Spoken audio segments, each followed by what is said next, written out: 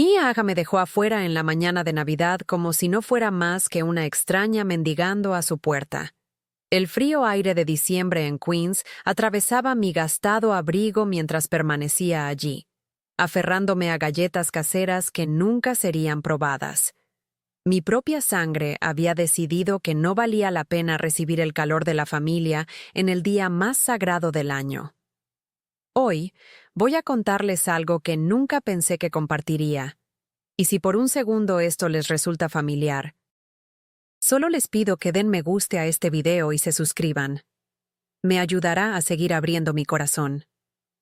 Tengo 72 años, y pensaba que había visto toda clase de dolor que este mundo podía ofrecer. Estaba equivocada. Las heridas más profundas vienen de aquellos a quienes más amamos, entregadas con precisión quirúrgica por manos que una vez sostuvimos mientras daban sus primeros pasos. Mi nombre es Margaret, y esta es la historia de cómo perdí todo lo que creía importante, solo para descubrir lo que realmente importa. Aquella mañana de Navidad comenzó como tantas otras en años recientes. Me desperté antes del amanecer en mi pequeño apartamento, estudio en Astoria Boulevard, donde el radiador resonaba como un fantasma enfadado, y la televisión del vecino se filtraba a través de paredes delgadas como papel. El olor a restos de café viejo y esa peculiar humedad que parece aferrarse a los lugares donde la esperanza va a morir llenaba mis fosas nasales mientras me arrastraba hacia la cocineta. Mis manos, manchadas por la edad y ligeramente torcidas por la artritis, empacaron cuidadosamente una caja de zapatos con tesoros que había estado preparando durante semanas. Galletas de azúcar cortadas en perfectas estrellas, cada una decorada con la clase de paciencia que solo las abuelas poseen. Una bufanda verde esmeralda que había tejido durante noches de insomnio, contando puntos en lugar de contar agravios. Y enterrado debajo de todo, un álbum de fotos encuadernado en cuero agrietado, lleno de recuerdos de cumpleaños y primeros días de escuela. Mañanas de Navidad cuando mi hija Sara todavía creía en la magia. Me vestí con mi mejor vestido de lana, el azul marino con pequeños botones de perla que había usado para ir a la iglesia todos los domingos durante los últimos 15 años. Mi reflejo en el espejo del baño mostraba a una mujer esforzándose demasiado por parecer digna de amor. La base no lograba cubrir por completo el agotamiento grabado alrededor de mis ojos, y el lápiz labial no podía iluminar la tristeza que se había instalado en las comisuras de mi boca. El viaje en metro al apartamento de Sara en Astoria tomó 37 minutos. Lo sé porque conté cada uno, viendo mi aliento empañar la ventana mientras ensayaba lo que diría cuando ella abriera la puerta. «Feliz Navidad, cariño. Traje tus favoritas». Palabras simples que llevaban el peso de toda una vida de dar. Pero cuando subí esos 3 tramos de escaleras, con mis rodillas protestando en cada paso, y llamé al apartamento 4B, la voz que respondió no estaba llena de alegría navideña. Era fría, distante, filtrada a través de madera y cerraduras y años de resentimiento acumulado. «¿Mamá? ¿Qué haces aquí?» «Es la mañana de Navidad, cariño. Traje galletas y... hablamos de esto». Estamos teniendo una Navidad tranquila. Solo nosotros. Presioné mi palma contra la puerta, sintiendo las vibraciones de vida ocurriendo al otro lado. Risas de niños. El rasgar del papel de regalo. Los cálidos sonidos de familia de los que de alguna manera yo no formaba parte. «Sara, por favor. Solo por 1 hora. No me quedaré mucho tiempo». El silencio se extendió entre nosotras como un abismo. Luego, en una voz que bien podría haber estado leyendo una lista de compras. «Mamá, necesitas irte a casa. Te llamaremos más tarde». Ninguna llamada llegó más tarde. Ningún mensaje de texto. Ningún reconocimiento de que su madre había estado de pie en un pasillo durante 43 minutos, sosteniendo galletas que se enfriaron en sus manos temblorosas. Quiero detenerme aquí y preguntarles algo. ¿Alguna vez se han sentido invisibles para las personas que deberían verlos con mayor claridad? ¿Alguna vez se han preguntado si su amor se ha convertido en una carga en lugar de un regalo? Porque de pie en ese pasillo, sentí que estaba desapareciendo pieza por pieza. El viaje de regreso en tren pasó borroso ante ventanas manchadas con mis lágrimas. Coloqué las galletas intactas sobre el mostrador de mi cocina y las miré durante horas, preguntándome dónde me había equivocado tanto que mi presencia se había vuelto indeseable en la vida de mi propia hija. Pero esta historia no comienza con esa puerta cerrada. Comienza 37 años antes, cuando sostuve a Sara por primera vez y le prometí que nunca dejaría que nada la lastimara. Comienza con una joven madre que pensaba que amar significaba decir sí a todo, dar hasta que no quedara nada que dar. Tenía 28 años cuando nació Sara, ya divorciada de un hombre que decidió que la paternidad no formaba parte de su plan a 5 años. Su primer llanto en esa habitación de hospital en Mount Sinai fue el sonido más hermoso que jamás había escuchado, y sus pequeños dedos se envolvieron alrededor de los míos con un agarre que decía: «Estamos juntas en esto, mamá».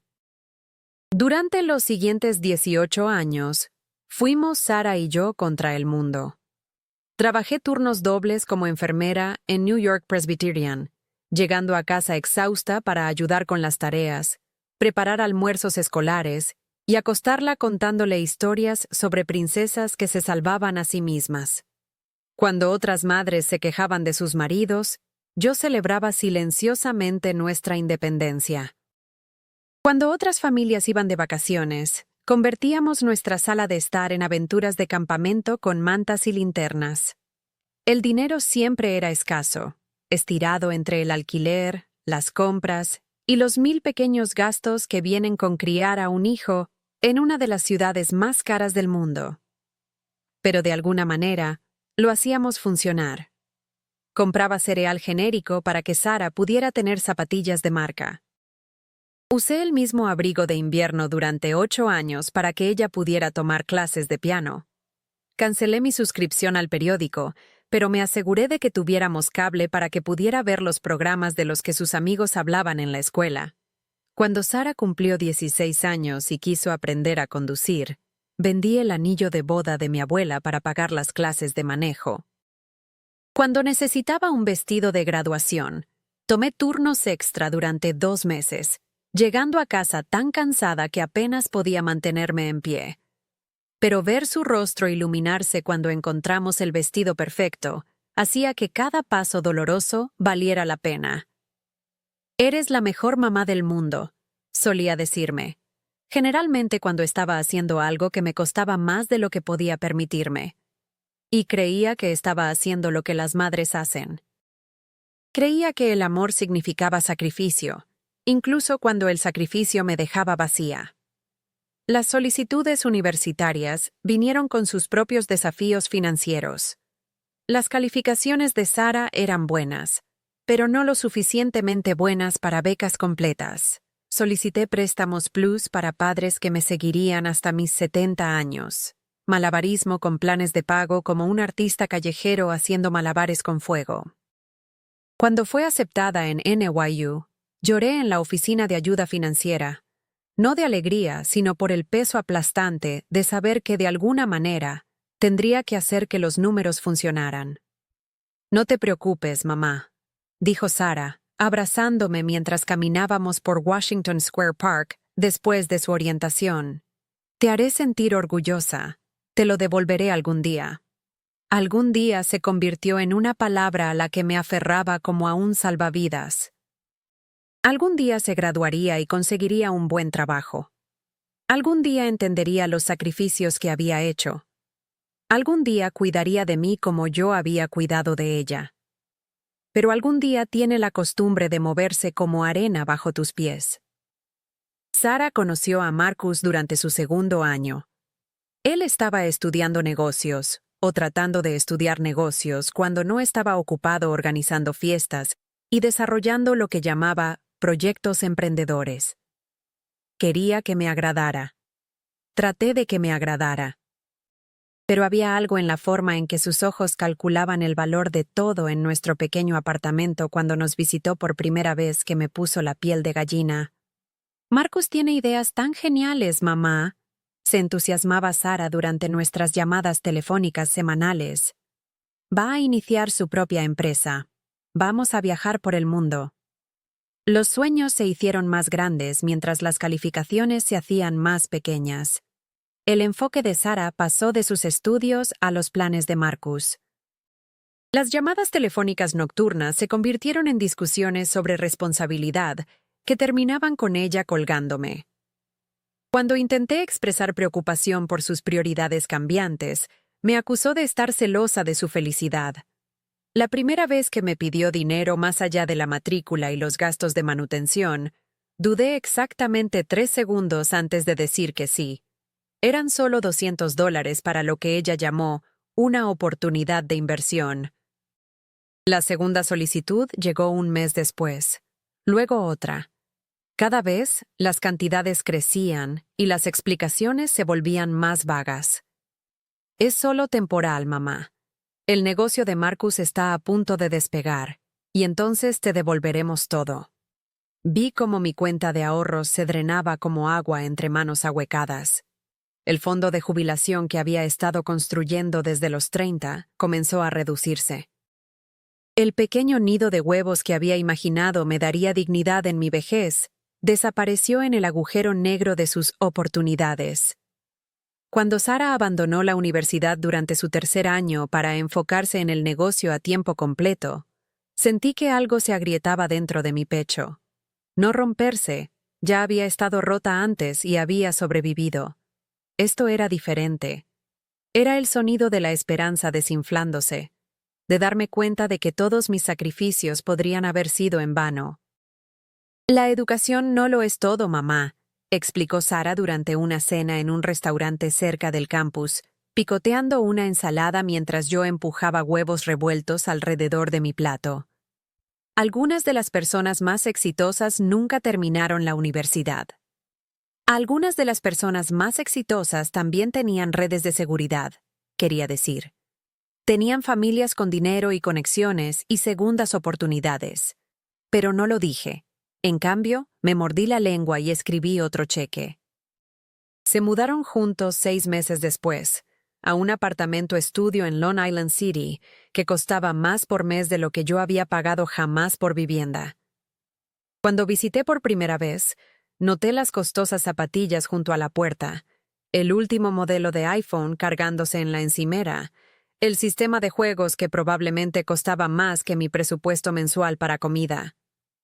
Este lugar es agradable, dije, aunque la palabra se sentía como aserrín en mi boca. Gracias, respondió Marcus sin levantar la vista de su laptop. Estamos pensando en mudarnos a un apartamento de un dormitorio pronto. Quería preguntar cómo planeaban pagar una mejora cuando no podían pagar su alquiler actual sin mi ayuda. Pero había aprendido que las preguntas sobre finanzas eran interrupciones no bienvenidas a su optimismo perpetuo. Las solicitudes de dinero se volvieron tan regulares como mis facturas mensuales. Ayuda con el alquiler. Dinero para alimentos. Reparaciones para un auto que les había ayudado a comprar. Facturas de veterinario de emergencia para un gato que habían adoptado por impulso. Cada crisis se presentaba como la última vez que necesitarían ayuda. El puente final antes de que su barco llegara. Comencé a tomar turnos extra en el hospital, aunque mi cuerpo gritaba en protesta. Mis rodillas dolían por horas de estar de pie. Mi espalda palpitaba por levantar pacientes. Mi corazón literalmente dolía por el estrés de la constante presión financiera. Pero me dije a mí misma que era temporal. Me dije que solo necesitaban tiempo para establecerse. El primer cumpleaños que olvidaron fue mi 68º. Me senté en mi cocina esa noche, mirando un pastelito comprado en la tienda con una sola vela, preguntándome si había imaginado que el día era importante. Cuando llamé a Sara a la mañana siguiente para mencionarlo sutilmente, sonó genuinamente sorprendida. «Oh, Dios mío, mamá, lo siento tanto. Las cosas han estado locas con el trabajo. Te lo compensaremos». Nunca me lo compensaron. En cambio, eso se convirtió en el patrón. Cumpleaños olvidados, festividades perdidas, planes cancelados. A menos que necesitaran dinero, sabía de ellos cada vez menos. Nuestra relación se había reducido a una transacción de cajero automático. Ellos presionaban botones, yo dispensaba efectivo. El punto de quiebre debería haber sido cuando encontré el aviso de desalojo. Les estaba ayudando a mudarse a su tercer apartamento en 2 años, cargando cajas por 4 tramos de escaleras, mientras ellos supervisaban desde abajo. Un papel se cayó de una de las carpetas de Sara, y me incliné para recogerlo sin pensar. Era un aviso de desalojo de su antiguo propietario, fechado 3 meses antes. Habían sido expulsados por falta de pago del alquiler, el mismo alquiler para el que les había estado enviando dinero durante más de 1 año. Mis manos temblaron mientras leía los detalles: meses de pagos perdidos, advertencias ignoradas, procedimientos legales. «Mamá, eso es privado», dijo Sara, arrebatándome el papel cuando notó lo que estaba leyendo. «Me dijiste que el dinero era para el alquiler», dije, mi voz apenas por encima de un susurro. «Era para el alquiler», interrumpió Marcus. «Eventualmente. Solo tuvimos algunos problemas de flujo de caja». «Problemas de flujo de caja», se convirtió en su explicación para todo. ¿Por qué necesitaban mi dinero para comestibles para pagar entradas para conciertos? ¿Por qué pidieron prestado mi fondo de emergencia para un fin de semana en Atlantic City?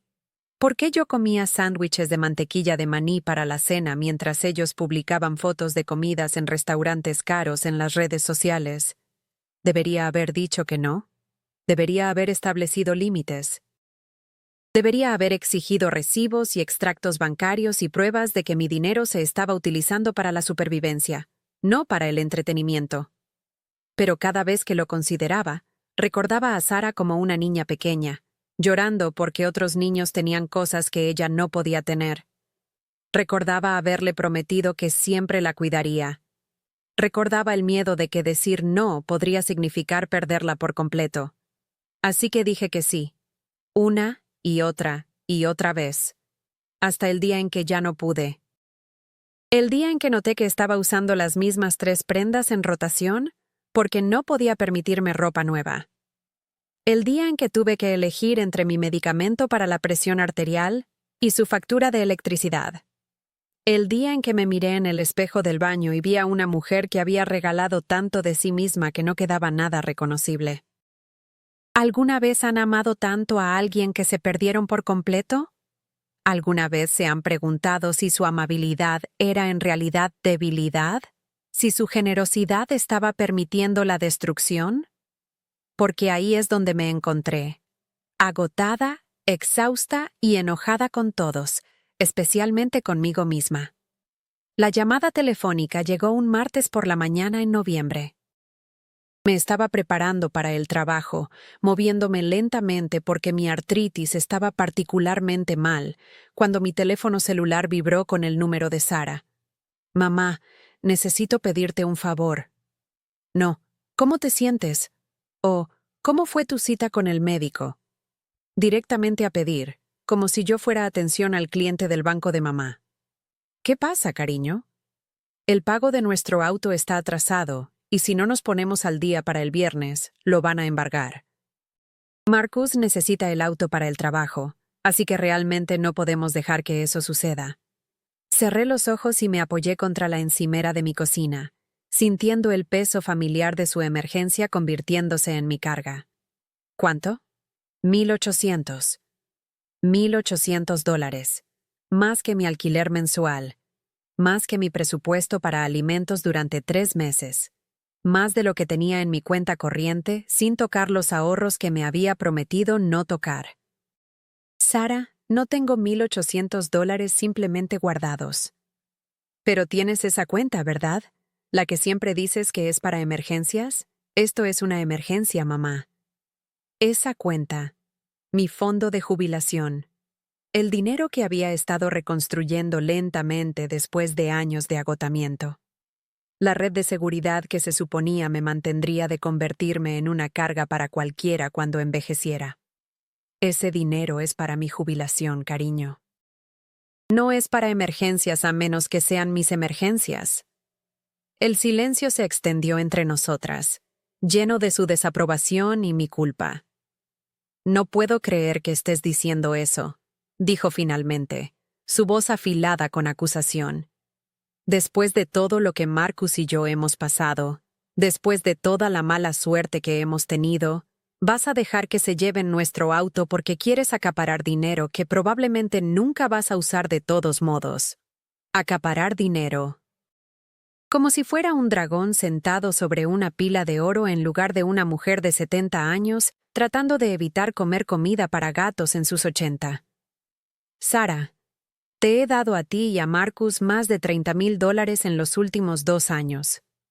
He ayudado con el alquiler, comestibles, facturas médicas, reparaciones de automóviles y ahora pagos de automóviles. ¿Dónde termina? Termina cuando nos pongamos de pie, mamá. Dios, estás siendo tan egoísta. Nunca pensé que mi propia madre me abandonaría cuando más necesito ayuda. La palabra abandonar golpeó como un golpe físico.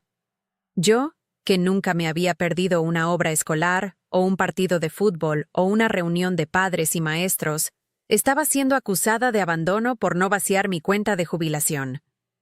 Pero algo hizo clic en ese momento. Tal vez fue el agotamiento. Tal vez fue darme cuenta de que me estaba ahogando mientras trataba de salvar a alguien que ni siquiera estaba nadando hacia la orilla. Tal vez fue el simple reconocimiento de que ponerse de pie requería que ellos realmente intentaran levantarse. No te estoy abandonando, dije, mi voz más firme de lo que me sentía. Pero tampoco te voy a dar $1,800. Me colgó. Durante 3 días, mi teléfono permaneció en silencio. Sin llamadas, sin mensajes, sin actualizaciones sobre si habían logrado salvar el automóvil. Fui al trabajo, volví a casa, preparé cenas sencillas y traté de convencerme de que había hecho lo correcto. Pero la duda se deslizó en los momentos tranquilos. Tal vez estaba siendo egoísta. Tal vez debería haber ayudado una vez más. Tal vez esta era la crisis que finalmente los motivaría a cambiar.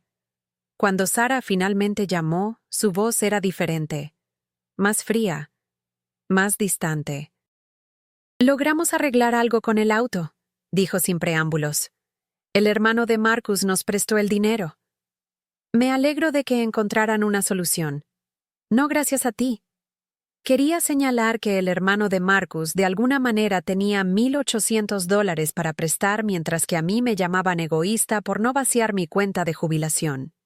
Quería preguntar por qué no habían llamado a su hermano primero o segundo o en algún momento antes que a mí. Pero sabía la respuesta. Porque yo era la fuente confiable. Yo era quien siempre decía que sí. Sara, te amo, pero no puedo seguir. Ahórratelo, mamá. Ahora sé dónde estoy. Sé que no puedo contar contigo cuando realmente importa. Colgó de nuevo. Las semanas que siguieron fueron algunas de las más solitarias de mi vida. Sin mensajes diarios pidiendo consejo o dinero. Sin llamadas para quejarse del trabajo o de Marcus o de la injusticia general de la vida adulta. Sin invitaciones a cenas que no podía pagar en restaurantes que no disfrutaría. Solo silencio. Me dije a mí misma que esto era lo que quería. Espacio. Límites. La oportunidad de concentrarme en mi propia vida en lugar de gestionar constantemente la suya. Pero el silencio se sentía como un castigo, como prueba de que mi valor como madre siempre se había medido en dólares en lugar de amor. El Día de Acción de Gracias pasó sin reconocimiento, ni siquiera un mensaje de texto. Pasé el día como voluntaria en un comedor social en Manhattan, sirviendo comidas a personas que me agradecían cada pequeña amabilidad, mientras mi propia hija no se molestaba en comprobar si estaba viva.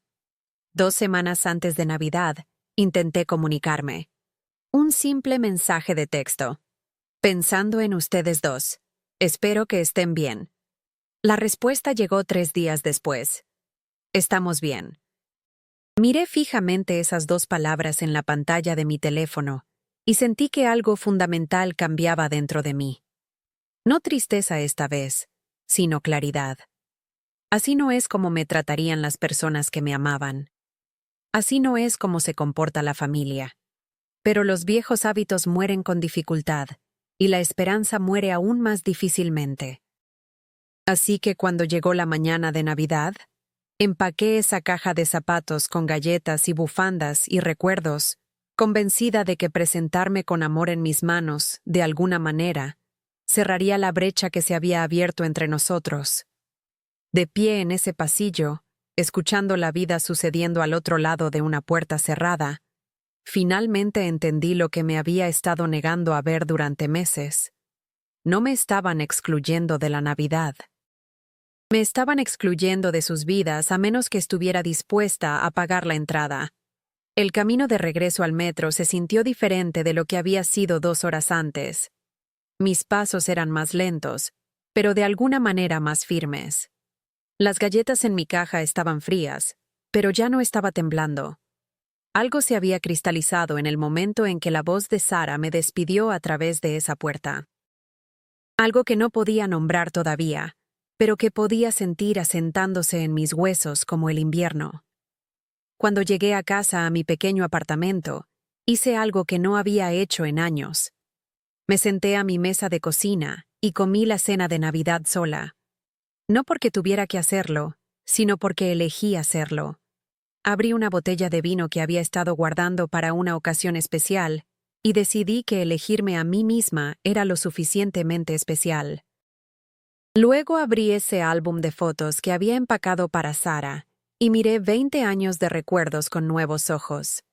Fiestas de cumpleaños donde había trabajado turnos extra para pagar el pastel y los regalos. Eventos escolares donde había sido la única madre animando entre el público. Graduaciones donde había llorado con orgullo mientras calculaba cuánto costaría la cena de celebración. En cada foto, vi a una mujer dándolo todo a alguien que había aprendido a esperarlo en lugar de apreciarlo. Vi a una madre que había confundido el amor con el sacrificio tan completamente que había olvidado que podían existir por separado. Y esa noche, por primera vez en años, dormí profundamente. No porque estuviera feliz, estaba lejos de estar feliz, sino porque finalmente estaba cansada de estar cansada. La mañana siguiente trajo noticias que me habrían devastado apenas días antes, pero que de alguna manera se sintieron como confirmación de todo lo que había comenzado a entender. Mi vecina, la señora Chen, llamó a mi puerta con su té matutino y un chisme que pensó que debería escuchar. Margaret, ¿sabías que ese coche fue embargado ayer? ¿La joven pareja en 4B? Vi la grúa desde mi ventana. El auto. Los $1,800 que me había negado a proporcionar. La emergencia que había impulsado una cuña entre nosotros había sucedido de todos modos, a pesar de su solución.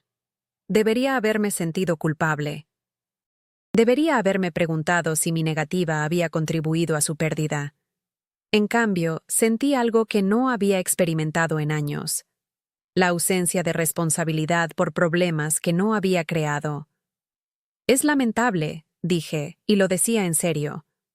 Pero también me refería a la parte de mí que no buscó inmediatamente mi chequera para arreglarlo. La señora Chen estudió mi rostro con los ojos agudos de alguien que había vivido 8 décadas de drama humano. «Te ves diferente», dijo. «Descansada». Descansada. Qué palabra tan extraña para describir a alguien cuya familia acaba de rechazarla. Pero tenía razón. Me sentía descansada, de la manera en que te sientes descansada después de finalmente dejar un peso que no te habías dado cuenta de que estabas cargando. Los días entre Navidad y Año Nuevo pasaron tranquilamente. Trabajé mis turnos regulares en el hospital. Regresé a mi propio espacio y lentamente comencé a recordar cómo se sentía vivir para mí misma. Compré alimentos sin calcular si podría permitirme ayudar con el alquiler de otra persona. Pagué mis propias facturas sin el nudo de ansiedad que venía de preguntarme qué crisis vaciaría mi cuenta a continuación. En la víspera de Año Nuevo, hice algo que no había hecho en años. Fui a una fiesta. No fue nada elegante. Una pequeña reunión en el apartamento de la señora. Chen con algunos otros vecinos, en su mayoría personas mayores de 60 años, que tenían sus propias historias de complicaciones familiares y sabiduría duramente ganada. Jugamos a las cartas, compartimos historias y brindamos por el año nuevo con champán barato que sabía mejor que cualquier cena cara que hubiera financiado. Brindemos por aprender la diferencia entre amar y facilitar, dijo la señora Rodríguez, levantando su copa de plástico. Había estado divorciada 3 veces y había criado a 4 hijos como madre soltera en el Bronx. Si alguien entendía las complicadas dinámicas familiares, era ella. Todos bebimos por eso. Y sentí algo que no había sentido en años. Me sentí parte de algo que no me costaba nada más que mi presencia. Enero trajo un frío que parecía filtrarse en cada rincón de la ciudad. Pero me encontré sintiendo más calor del que había sentido en meses. Sin el drenaje constante de las emergencias financieras de otras personas, tenía espacio para respirar.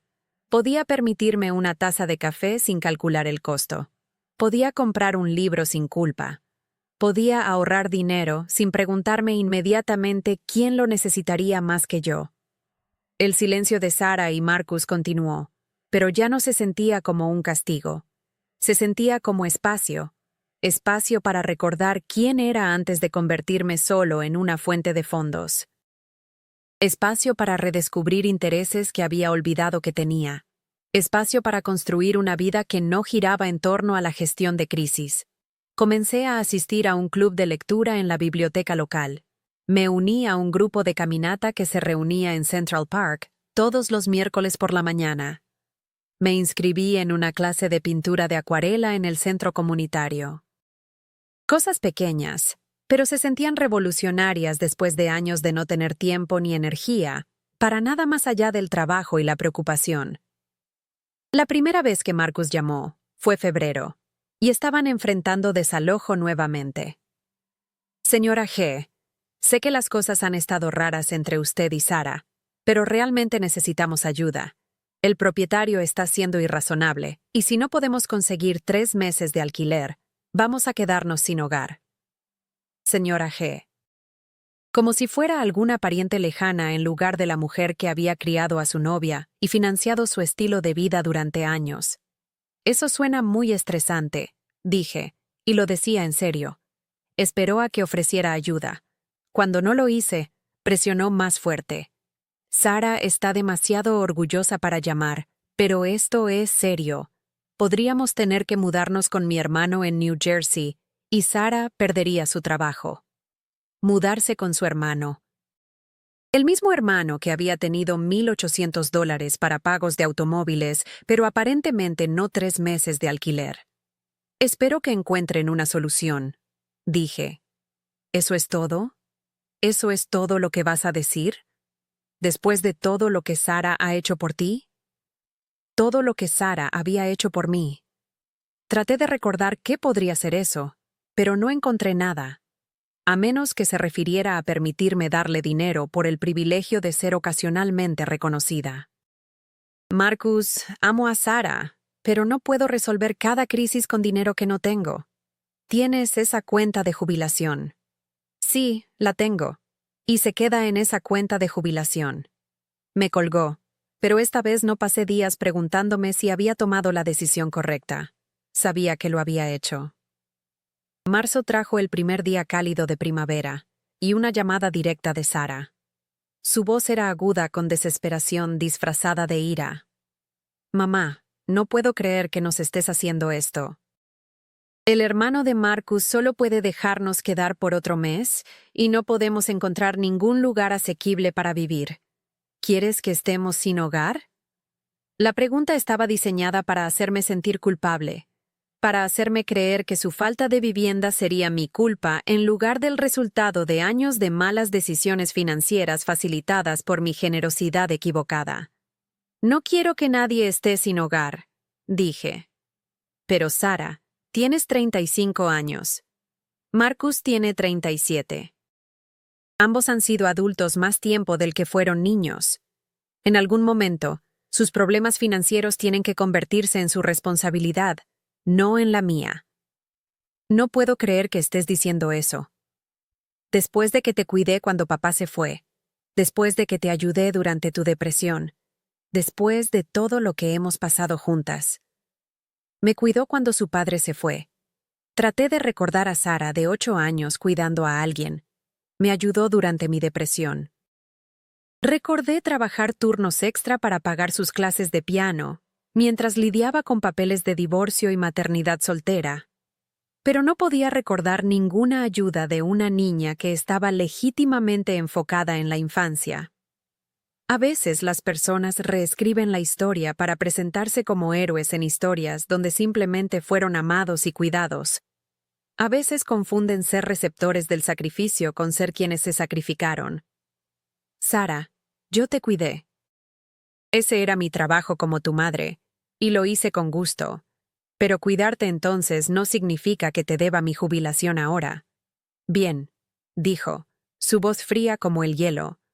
No vengas llorando a mí cuando estés vieja y sola y necesites a alguien que te cuide. Colgó, dejándome con una amenaza que reveló más de lo que probablemente pretendía.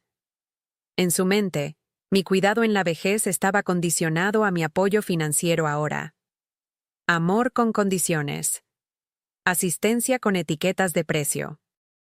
Me senté en mi tranquilo apartamento después de esa llamada, mirando alrededor del espacio que se había convertido en un refugio en lugar de una prisión. El radiador todavía resonaba, y los vecinos seguían siendo demasiado ruidosos, pero estas paredes contenían paz ahora en lugar de ansiedad.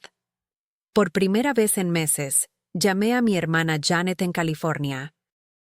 Nos habíamos distanciado a lo largo de los años, en parte porque había estado demasiado ocupada gestionando las crisis de Sara para mantener otras relaciones, y en parte porque había estado demasiado avergonzada para admitir cuánto de mi vida se había convertido en financiar la vida de otra persona. ¿Margaret?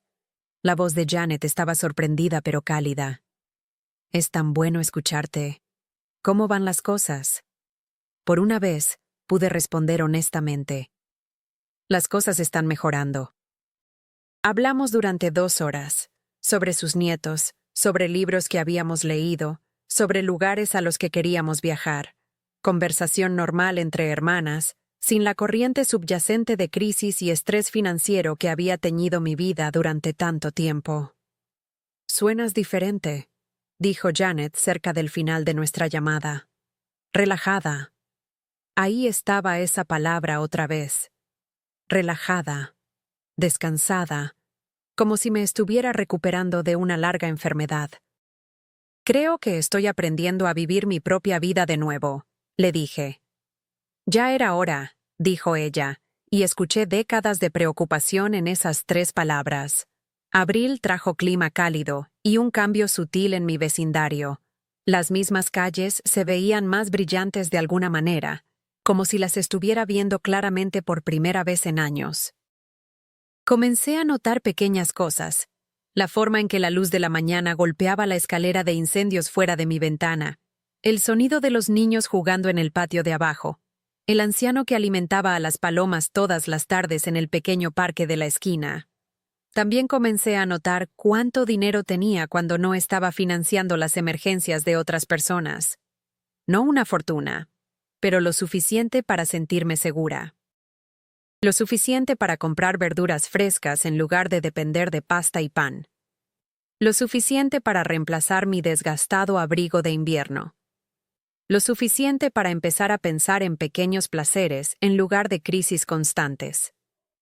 El club de lectura se había convertido en lo más destacado de mi semana. 8 mujeres, todas entre 60 y 80 años, reuniéndose en la sala comunitaria de la biblioteca para discutir todo, desde literatura clásica hasta misterios modernos. Estas eran mujeres que habían criado hijos, enterrado cónyuges, sobrevivido a divorcios y emergido con sabiduría ganada a través de la experiencia. La familia es complicada, dijo Eleanor, una maestra jubilada cuyo hijo vivía al otro lado del país y llamaba 2 veces al año. Pasamos tanto tiempo pensando que les debemos todo porque los amamos, pero el amor no debería costar tu tranquilidad. Mi hija solía llamar cada vez que necesitaba dinero. añadió Patricia, cuyo lápiz labial cuidadosamente aplicado no podía ocultar completamente la tristeza en sus ojos. Luego un día me di cuenta de que nunca llamaba cuando no necesitaba dinero. Eso no es una relación, eso es una transacción. Estas mujeres entendían algo que yo estaba comenzando a aprender. La diferencia entre ser necesitada y ser utilizada. La diferencia entre apoyar a alguien y facilitarlo. La diferencia entre el amor y la obligación financiera. Mayo trajo el Día de la Madre, y con él, una prueba que no había anticipado. Sin tarjeta. Sin llamada. Sin reconocimiento del día en absoluto. Pasé la mañana como voluntaria en un hogar de ancianos en Queens, ayudando a servir el brunch a residentes cuyas propias familias los habían olvidado en el Día de la Madre. La ironía no me pasó desapercibida. Estaba cuidando a extraños mientras mi propia hija fingía que yo no existía. Pero algo había cambiado. En lugar de sentir lástima por mí misma, me sentía agradecida por los residentes que sonreían cuando les traía jugo, que me agradecían por escuchar sus historias, que me trataban con la amabilidad que mi propia familia había olvidado cómo mostrar. La señora Patterson, de 93 años y aguda como una tachuela a pesar de su vista deficiente, agarró mi mano cuando me iba. «Tienes ojos amables», dijo. «Alguien te crió bien. Alguien me había criado bien». Mi madre, que había muerto 10 años antes, me había enseñado sobre la generosidad y la amabilidad y poner a la familia primero. Pero también me había enseñado sobre el respeto propio, aunque había olvidado esa lección en algún momento del camino. «Gracias», le dije a la señora Patterson, significando más de lo que ella podía saber. Esa noche, cociné la cena para uno y no me disculpé por ello. Abrí una botella de vino, puse música que disfrutaba, y celebré la madre que había sido en lugar de lamentar la gratitud que nunca recibí. Junio trajo noticias inesperadas. La señora Chen, que parecía saber todo lo que sucedía en nuestro edificio, mencionó que había visto camiones de mudanza de Sara y Marcus. «Se han ido», dijo, acomodándose en la silla de mi cocina con su té vespertino. «Se fueron ayer. Parecía que tenían prisa. Se han ido, sin dirección de reenvío compartida conmigo. Sin despedida, sin reconocimiento de que su madre vivía a 6 cuadras y podría querer saber dónde habían aterrizado. Debería haberme sentido abandonada. En cambio, me sentí liberada. La distancia geográfica coincidía con la distancia emocional que había estado creciendo durante meses. Ahora no habría visitas inesperadas pidiendo dinero, ni viajes de culpa por estar en el vecindario y estar demasiado ocupados para pasar. «¿Estás bien?», preguntó la señora Chen, estudiando mi rostro. «Creo que sí», dije, y me di cuenta de que lo decía en serio. Julio marcó 6 meses desde la última vez que les di dinero, y decidí celebrarlo haciendo algo con lo que había soñado durante años, pero nunca había podido permitirme. Reservé un viaje de fin de semana a Cape Cod, algo pequeño, pero simbólico. 3 días en un bed and breakfast, caminando por playas, leyendo libros, comiendo sin calcular su costo contra las necesidades de otra persona. El viaje en tren a través de Connecticut y Massachusetts se sintió como viajar a otro planeta. Vi cómo los suburbios daban paso a pequeños pueblos, luego a aldeas costeras donde la gente parecía moverse a un ritmo diferente. Nadie estaba apresurándose para resolver la crisis de otra persona, ni financiando los sueños de alguien más. Mi habitación en la posada era pequeña, pero encantadora, con cortinas blancas y vista al puerto. Durante 3 días, hice exactamente lo que quería hacer cuando quería hacerlo. Desayuné a las 9 a.m. porque me apetecía, no porque alguien necesitara que enviara dinero antes de que cerrara el banco. Tomé siestas bajo el sol de la tarde sin culpa. Compré postales y recuerdos sin calcular su costo. En la playa una mañana, viendo las olas entrar con regularidad hipnótica, conocí a una mujer de mi edad que paseaba a su perro. Entablamos una conversación sobre el clima, La belleza de la costa, la paz de los paseos matutinos. Estoy aquí celebrando mi independencia, le dije, aunque no estaba segura de por qué compartía algo tan personal con una extraña. Bien por ti, dijo, como si entendiera exactamente lo que quería decir. Me tomó 75 años aprender que la independencia no es egoísta, es supervivencia. Sus palabras permanecieron conmigo mucho después de que ella y su perro desaparecieran por la playa. La independencia no es egoísta, es supervivencia. Agosto trajo una llamada telefónica que puso a prueba todo lo que había aprendido. La voz de Sara era más pequeña de lo que la había escuchado en años, cansada y derrotada. Mamá, Marcus se fue. Se llevó lo que quedaba en nuestra cuenta y se mudó a Florida con una mujer que conoció en línea. No tengo a nadie más a quien llamar. La antigua yo habría enviado dinero inmediatamente, sin hacer preguntas. Habría visto el dolor de mi hija y querría arreglarlo, sin importar el costo para mi propia estabilidad. La nueva yo sintió tristeza por su dolor, pero también reconocimiento de un patrón. Marcus se había ido cuando se acabó el dinero y terminó la vida fácil. Se había ido con alguien más que podría financiar sus sueños y pasar por alto sus fracasos. Lo siento, Sara. Eso debe ser muy doloroso. No puedo permitirme este lugar por mí misma. No sé qué voy a hacer. La solicitud implícita flotaba en el aire como humo. Necesitaba dinero. De nuevo, siempre. ¿Cuáles son tus opciones? ¿Mis opciones? Mamá, no tengo opciones. No tengo a dónde ir, no tengo ahorros, y un trabajo que apenas cubre la comida. Pensé que tal vez podría volver a casa por un tiempo, solo hasta que me recupere. Volver a casa. A mi apartamento estudio que apenas tenía espacio para una persona, mucho menos para dos. Al espacio que había trabajado tan duro para hacer pacífico. A la vida que finalmente había comenzado a vivir para mí misma. Sara, no hay espacio aquí. ¿Sabes eso? Podría dormir en el sofá. No sería ninguna molestia. No sería ninguna molestia hasta que lo fuera. Hasta que las llamadas telefónicas a altas horas de la noche y las crisis financieras y el drama emocional llenaran cada rincón de mi paz cuidadosamente construida. ¿Qué hay de conseguir un compañero de piso? ¿O encontrar un lugar menos costoso? ¿Con qué dinero, mamá? No puedo permitirme un depósito en ninguna parte, y no puedo encontrar un compañero de cuarto sin tener un lugar primero.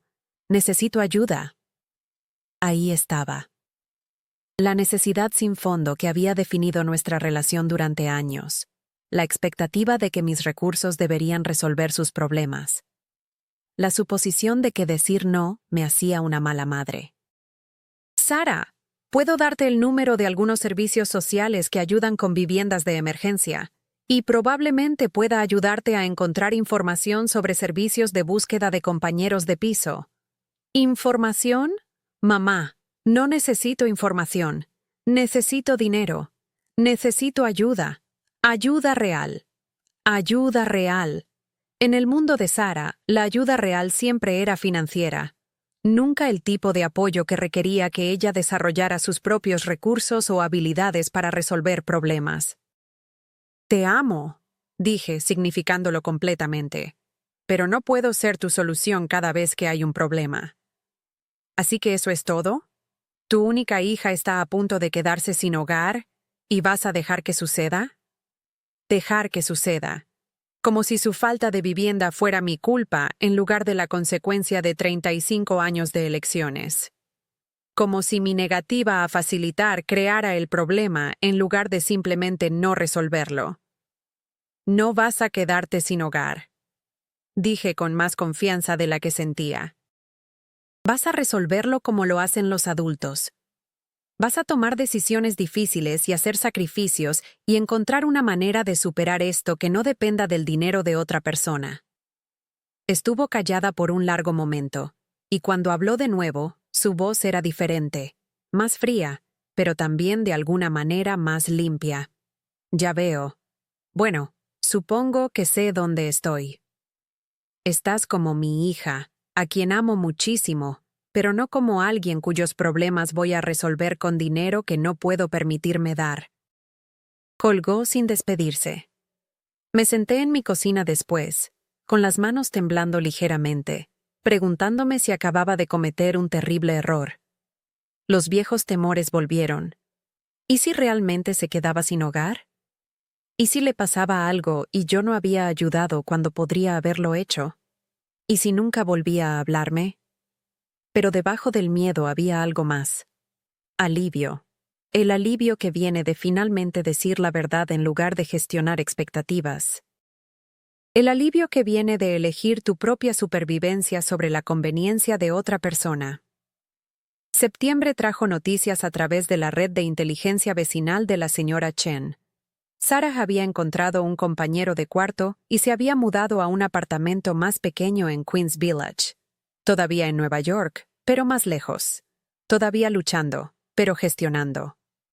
Se ve más delgada, informó la señora Chen después de verla en el supermercado. Pero estaba pagando por sus propios alimentos. Pagando por sus propios alimentos. Algo tan pequeño, pero representaba algo significativo. El comienzo de la autosuficiencia que debería haber comenzado hace años. Me sentí orgullosa de ella, lo que me sorprendió. No orgullosa de mí misma por negarme a ayudar, sino genuinamente orgullosa de que hubiera encontrado una manera de resolver su propio problema.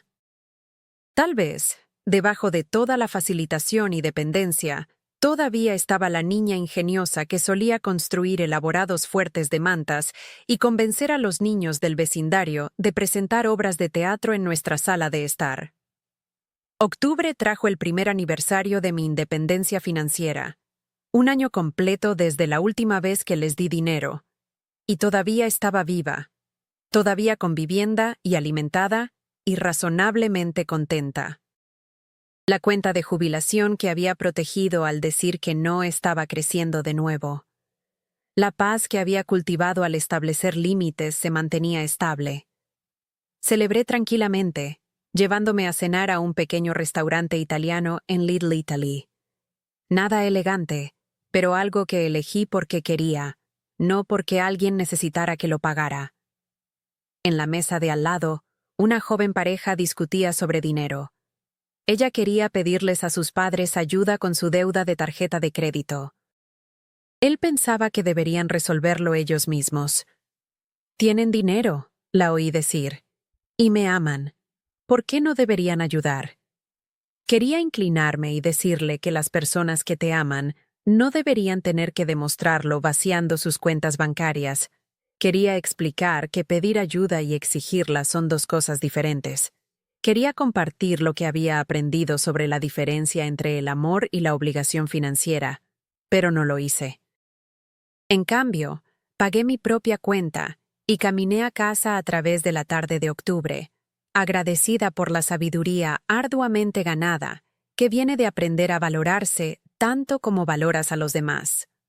Noviembre trajo el Día de Acción de Gracias, y con él, el primer día festivo en décadas donde no pasé semanas preocupándome por cuánto costaría la celebración. Volví a ser voluntaria en el comedor social, llegando temprano para ayudar con el trabajo de preparación y quedándome hasta tarde para ayudar con la limpieza. Las personas a las que servía estaban agradecidas por cada amabilidad, cada sonrisa, cada momento de conexión humana.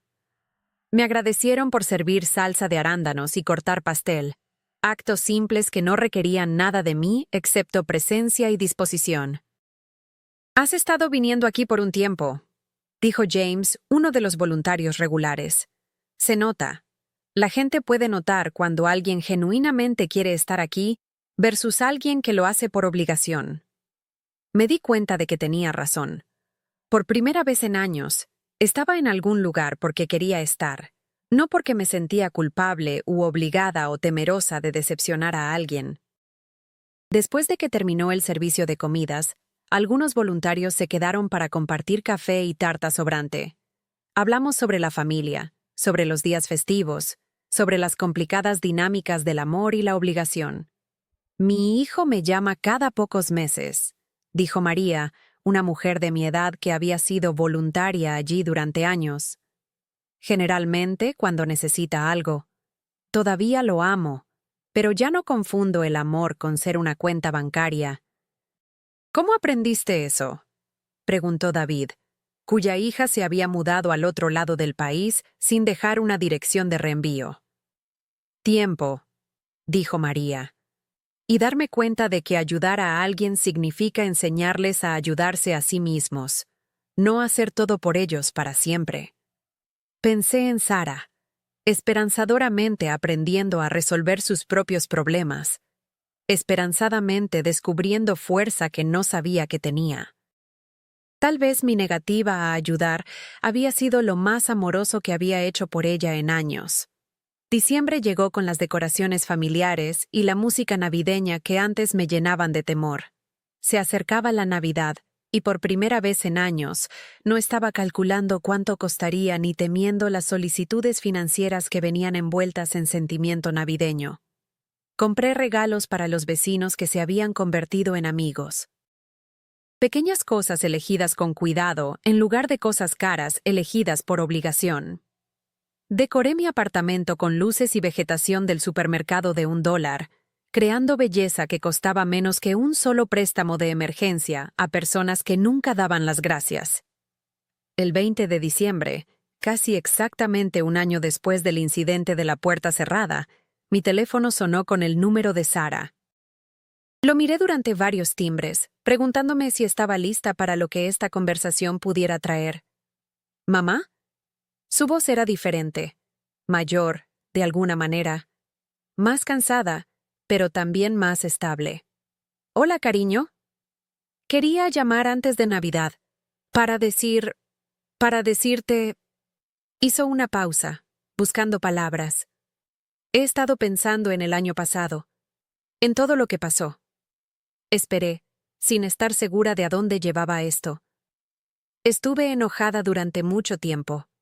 Contigo, con Marcus, con todos. Pero principalmente tenía miedo. No sabía cómo cuidarme sin la ayuda de otra persona. La admisión colgó entre nosotras como un puente que podría cruzarse o quemarse. ¿Y ahora? Ahora todavía tengo miedo a veces, pero lo estoy haciendo, cuidándome a mí misma.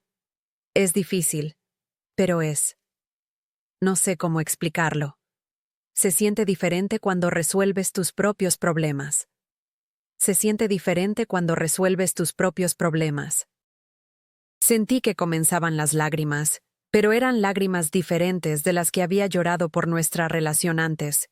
Estas eran lágrimas de alivio, de reconocimiento, de algo que podría ser el comienzo de un respeto genuino. Estoy orgullosa de ti, dije, significándolo completamente. ¿Lo estás? ¿De verdad? ¿Aunque fui tan horrible contigo? No fuiste horrible, cariño. Estabas luchando. Ambas lo estábamos. Creo que quiero verte. Si está bien. No por dinero o ayuda o nada de eso. Solo para verte. Mi corazón hizo algo complicado en mi pecho. Esperanza mezclada con precaución. Amor mezclado con sabiduría duramente ganada. A mí también me gustaría eso. Hicimos planes para reunirnos a tomar café el día después de Navidad. Territorio neutral, sin presión, sin expectativas más allá de vernos y hablar honestamente. La mañana de Navidad amaneció clara y fría, y por primera vez en años, me desperté ansiosa en lugar de temer el día. No tenía ningún lugar donde estar, nadie a quien complacer, ninguna obligación excepto para mí misma.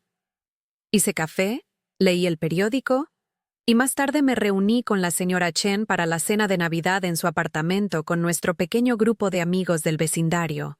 Comimos demasiado, nos reímos de viejas historias y brindamos por el año que todos habíamos sobrevivido. Eleanor había tenido noticias de su hijo por primera vez en meses. La hija de Patricia había enviado una tarjeta de Navidad sin pedir dinero. La señora Rodríguez había decidido dejar de prestar dinero a sus nietos. Brindemos por aprender cuándo decir no, dijo, levantando su copa. Y cuándo decirnos sí a nosotras mismas. añadió Eleanor. Bebí por eso y sentí la verdad de ello asentándose en mis huesos. A la mañana siguiente, caminé hacia la cafetería donde Sara y yo habíamos acordado reunirnos. Mis manos no temblaban esta vez. No llevaba cajas de galletas, ni álbumes de fotos, ni esperanza desesperada. Solo me llevaba a mí misma, y eso se sentía como suficiente. Sara ya estaba allí cuando llegué, sentada en una mesa de la esquina con 2 tazas de café. Se veía diferente, más delgada, como había informado la señora Chen, pero también más presente de alguna manera. Menos dispersa. Su ropa era más simple, su cabello más corto, su maquillaje mínimo. «Hola, mamá», dijo, poniéndose de pie para abrazarme. El abrazo también se sentía diferente, menos desesperado, más genuino, como si proviniera de la elección más que de la obligación o la manipulación. Nos sentamos una frente a la otra, 2 mujeres que resultaban ser madre e hija, pero que también, en ese momento, eran solo 2 personas tratando de descubrir cómo amarse sin destruirse a sí mismas. «Te ves bien», dijo Sara, estudiando mi rostro. «Feliz. Me siento mejor de lo que me he sentido en años». «Lo siento», dijo de repente, las palabras saliendo apresuradamente como si las hubiera estado conteniendo. «Por la Navidad pasada, por la forma en que te traté, por tantas cosas». «Yo también lo siento», dije, y lo decía en serio. «Por facilitarte las cosas en lugar de creer en ti. Por enseñarte que amar significaba siempre decir que sí. Por no establecer límites antes». Hablamos durante 2 horas. Sobre el año pasado, sobre lo que ambas habíamos aprendido, sobre cómo queríamos que fuera nuestra relación en el futuro. Sara me contó sobre su trabajo, que era exigente pero satisfactorio, sobre su compañera de piso, que se había convertido en amiga, sobre aprender a cocinar, a presupuestar y resolver problemas sin llamar para pedir rescate. «Ahora entiendo», dijo mientras nos preparábamos para irnos. «Cuando dejaste de darme dinero, pensé que estabas siendo cruel, pero en realidad estabas siendo amable. Estabas haciéndome crecer». Crecer. Un concepto tan simple, pero tan difícil de hacer cuando alguien más siempre está ahí para atraparte antes de que caigas. «Te amo», le dije mientras nos abrazábamos para despedirnos. «Siempre te he amado, pero tuve que aprender la diferencia entre amarte y perderme a mí misma». «Yo también te amo, mamá, y quiero ganarme ese amor en lugar de solo esperarlo». Ganarse el amor en lugar de esperarlo. Tal vez había esperanza para nosotras después de todo. Caminando a casa a través de la tarde de diciembre, sentí algo que casi había olvidado que existía. Me sentí orgullosa de ambas. Orgullosa de Sara por aprender independencia. Orgullosa de mí misma por tomar las decisiones difíciles que le permitieron aprenderla. El año que había comenzado con una puerta cerrada y un corazón roto, estaba terminando con una conversación abierta y esperanza cautelosa. No el final feliz que una vez imaginé, donde mis sacrificios eran recompensados con gratitud y mi generosidad era apreciada. Algo mejor. Algo real. Han pasado 6 meses desde esa conversación en la cafetería y nuestra relación continúa evolucionando. Sara llama regularmente ahora, pero no porque necesite dinero. Llama para contarme sobre libros que está leyendo, problemas que ha resuelto por sí misma, pequeñas victorias en su vida diaria. El mes pasado, insistió en pagar el almuerzo cuando nos reunimos por su cumpleaños. Era solo una sandwichería en Astoria, nada elegante. Pero verla sacar su propia billetera y pagar por ambas valía más que cualquier regalo caro que podría haberle dado. «Esto se siente bien», dijo, firmando el recibo. «Cuidarte por una vez. Cuidarme por una vez». Me di cuenta de que en todos mis años de dar, nunca le había enseñado la alegría de la generosidad, solo la expectativa de recibirla. Ahora estaba aprendiendo ambos lados del amor, cómo aceptarlo y cómo darlo. Mi vida se ha vuelto más tranquila pero más rica. Todavía trabajo en el hospital, pero he reducido mis horas ahora que no estoy financiando el estilo de vida de nadie más. Viajo más. Viajes pequeños, nada extravagante, pero aventuras elegidas porque quiero tomarlas en lugar de porque alguien más necesita que me quede en casa y resuelva problemas. He hecho amigos, verdaderos amigos que disfrutan de mi compañía sin necesitar mi dinero. He descubierto pasatiempos para los que nunca tuve tiempo, cuando cada momento libre se gastaba gestionando las crisis de otras personas. He aprendido a vivir para mí misma sin culpa. El apartamento todavía tiene paredes delgadas y un radiador caprichoso, pero se siente como un hogar ahora en lugar de un escondite.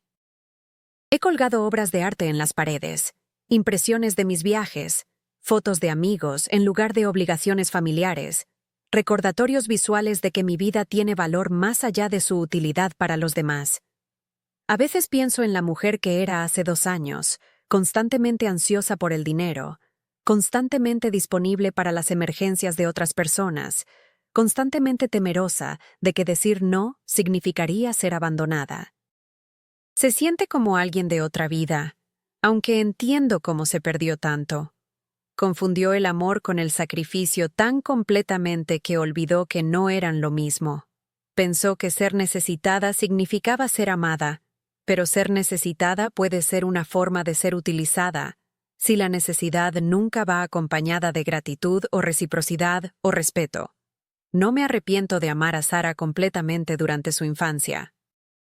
No me arrepiento de los sacrificios que hice cuando era pequeña y dependiente y realmente necesitaba protección, pero sí me arrepiento de los años que pasé enseñándole que mi amor podía medirse por mi disposición a vaciar mi cuenta bancaria.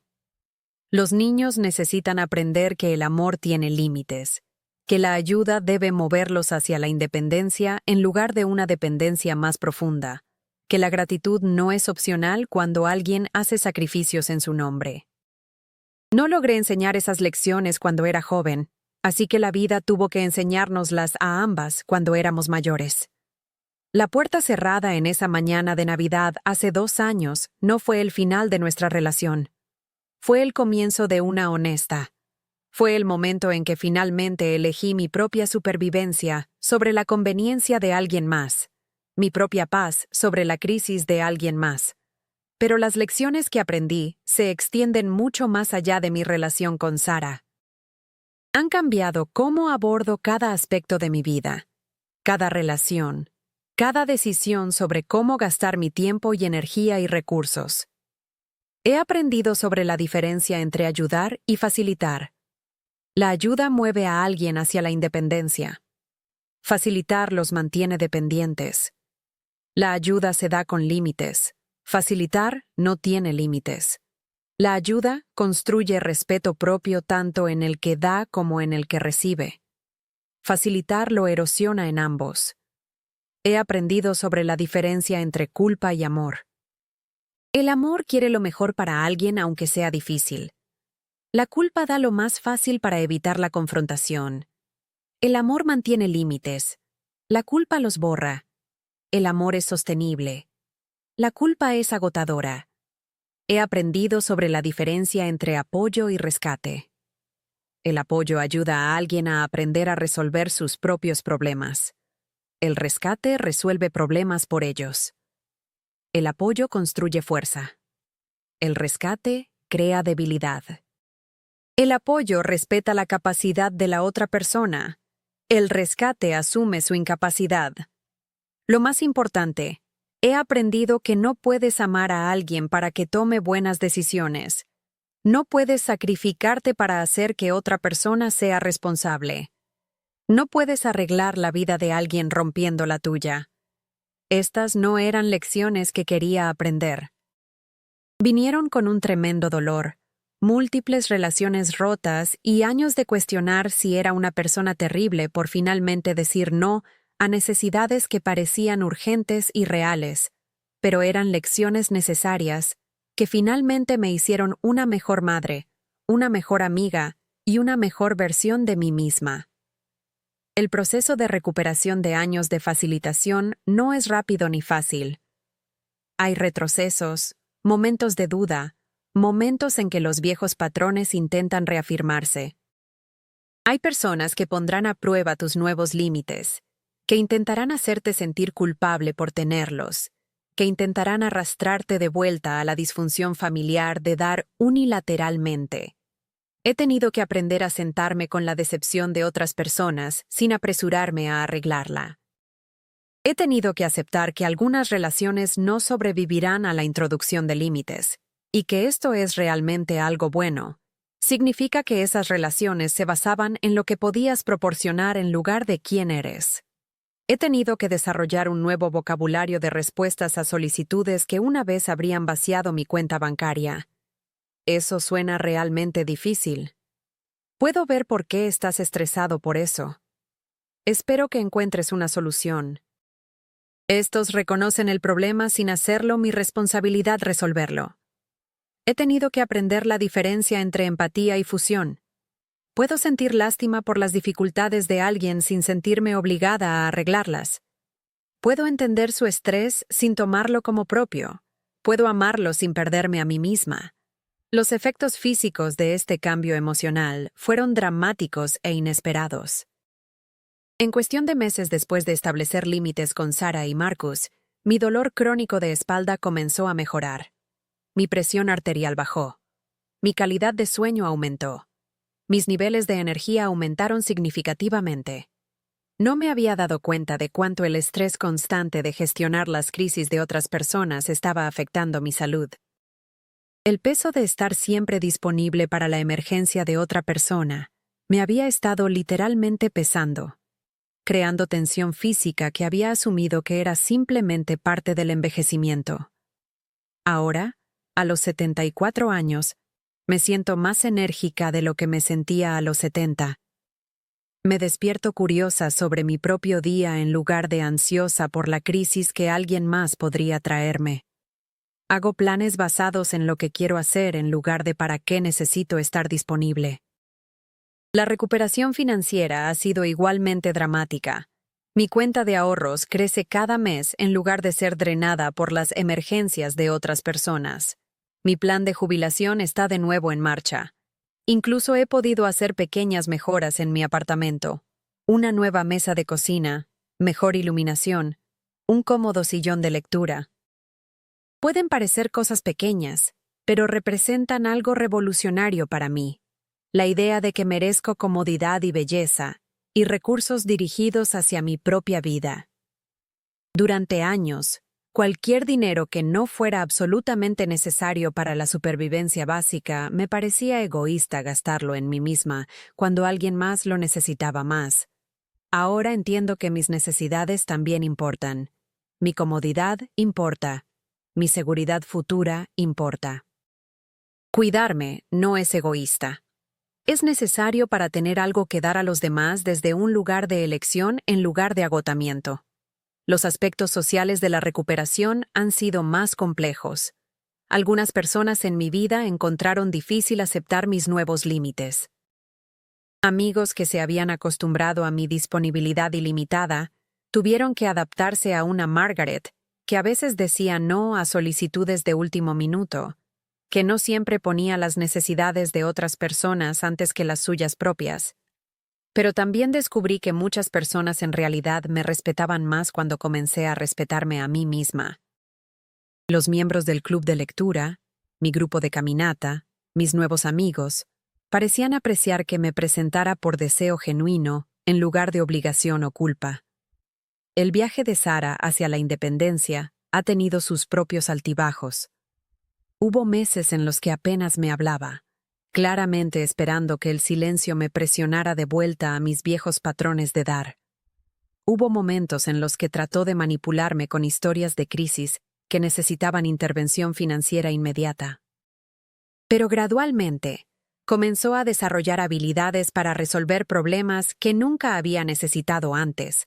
Aprendió a negociar con los propietarios, a encontrar compañeros de cuarto, a presupuestar sus ingresos, a priorizar gastos. Descubrió que era más capaz de lo que cualquiera de nosotras había pensado.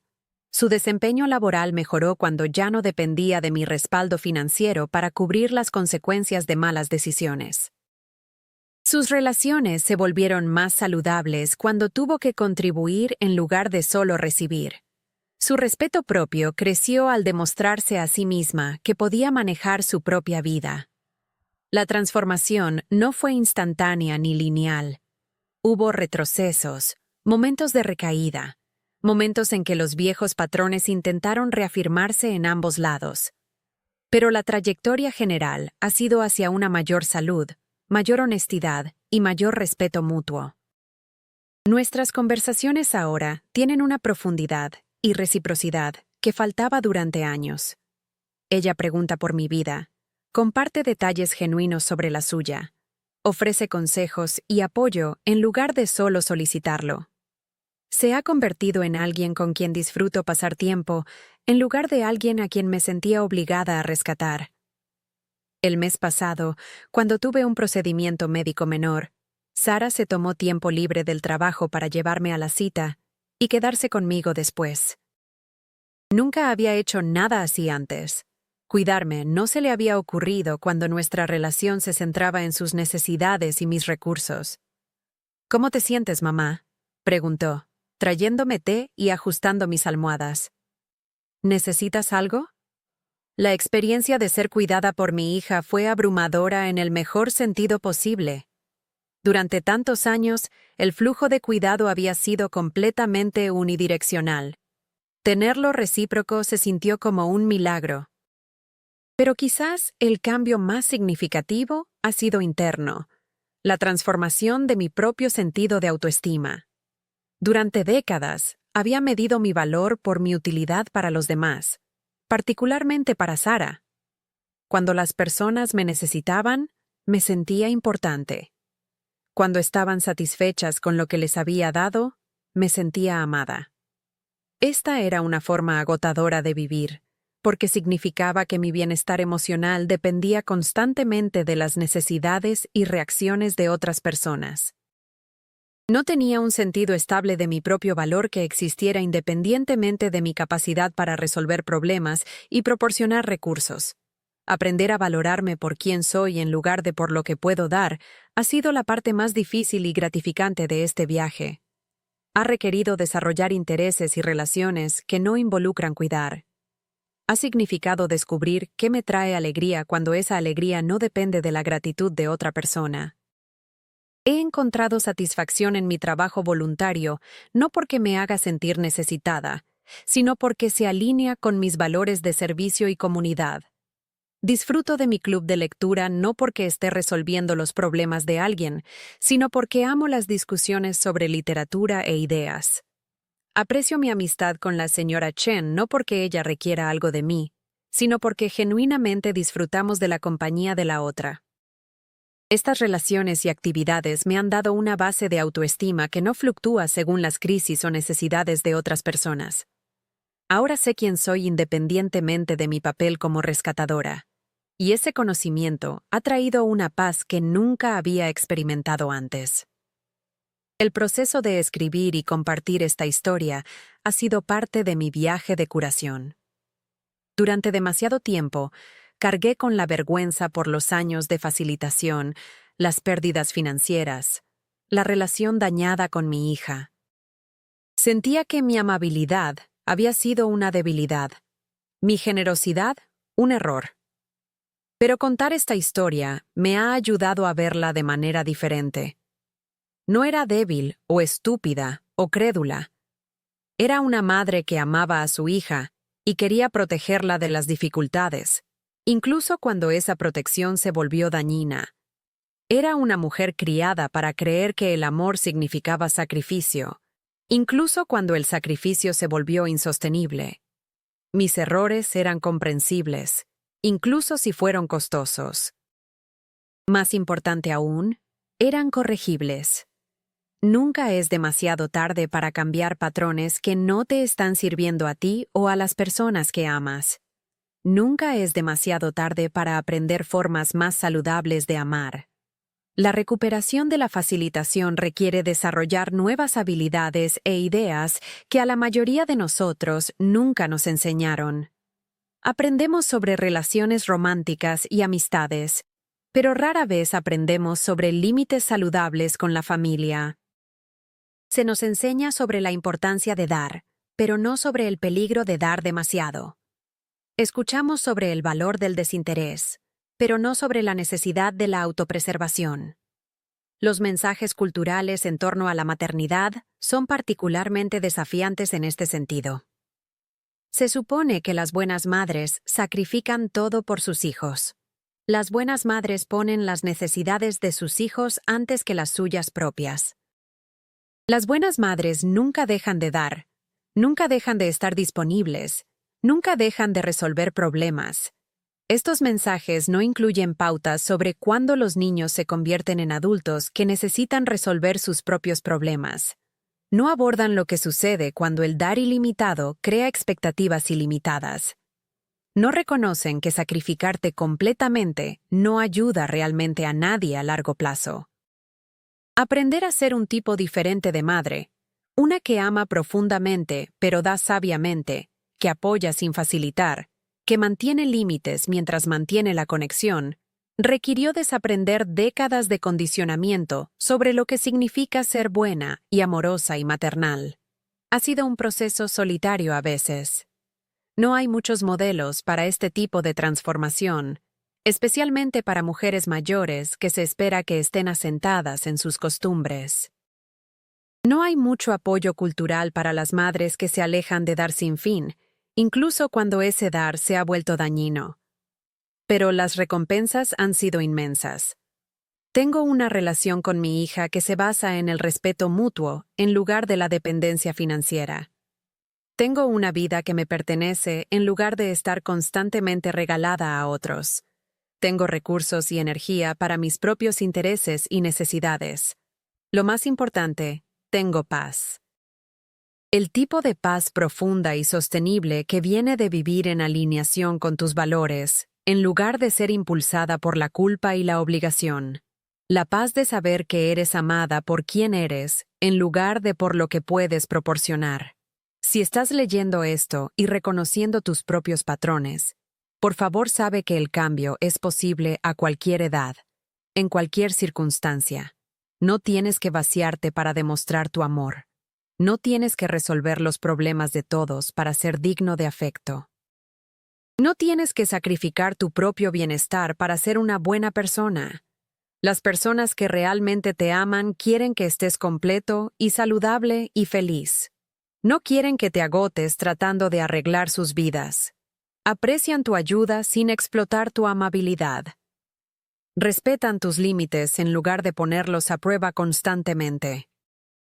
Si alguien en tu vida solo te contacta cuando necesita algo, si se enoja cuando no puedes ayudar, si te hace sentir culpable por tener límites, entonces el problema no está en tus límites, está en sus expectativas. El amor debería sentirse nutritivo, no agotador. Las relaciones deberían ser recíprocas, no transaccionales. Las conexiones familiares deberían traer alegría, no ansiedad constante por la próxima crisis. Tienes el derecho de decir no a solicitudes que dañarían tu seguridad financiera, tu bienestar emocional o tu paz mental. Tienes el derecho de pedir gratitud y respeto a cambio de tu generosidad. Tienes el derecho de esperar que las personas resuelvan sus propios problemas en lugar de rescatarlas constantemente de las consecuencias de sus elecciones. Establecer estos límites no te hace egoísta o cruel o sin amor. Te hace humano. Te hace sostenible.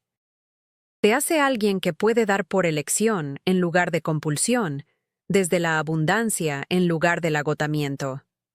La puerta cerrada que comenzó esta historia fue devastadora en ese momento, pero finalmente condujo a mi liberación. A veces las peores cosas que nos suceden nos redirigen hacia las mejores vidas que nunca imaginamos posibles. Mi nombre es Margaret, y a los 74 años, finalmente estoy aprendiendo a amarme tanto como amo a los demás. Finalmente estoy descubriendo quién soy cuando no estoy constantemente regalándome. Finalmente estoy construyendo una vida que me pertenece. Si alguna parte de esto resuena contigo, por favor sabe que no estás solo.